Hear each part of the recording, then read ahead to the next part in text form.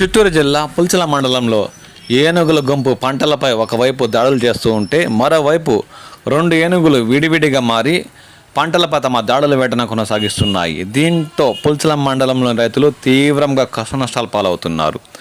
పశ్చిమ విభాగం అటవీ ప్రాంతంలోని పెద్దవంక నుంచి ఆదివారం రాత్రి బయలుదేరిన ఒంటరి ఏనుగు గంటావారిపల్లి రోడ్డు మార్గంలో పాతపేట పంచాయతీ పూరవాండ్లపల్లి వద్దకు చేరుకుంది. గుర్రప్ప, సత్యనారాయణ, సిద్ధయ్య, ప్రభాకర్ చెందిన వరి, కొబ్బరి, పసిగ్రాసాన్ని ధ్వంసం చేసి ఆంధ్రనీవా కాలువ మార్గంలో చిత్తూరు కర్నూలు హైవేని దాటుకుని కల్లూరు ప్రభుత్వ ఆసుపత్రి వద్దకు చేరుకుంది.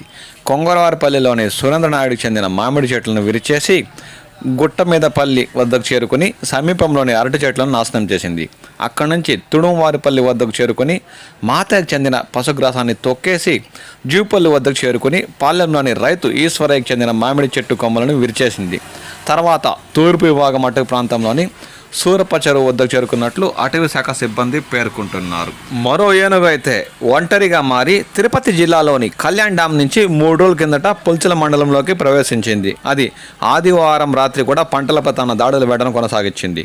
తూర్పు విభాగం అటవీ ప్రాంతంలోని మూలమడుగు నుంచి బయలుదేరిన ఈ ఒంటరి ఏనుగు గడ్డంవారిపల్లి పంచాయతీ పాపిరెడ్డి గారిపల్లి వద్దకు చేరుకుని స్థానికంగా ఉన్న రైతులు నాగరాజ, చిరంజీవికి చెందిన వేరుశనగ పంటను ధ్వంసం చేసింది.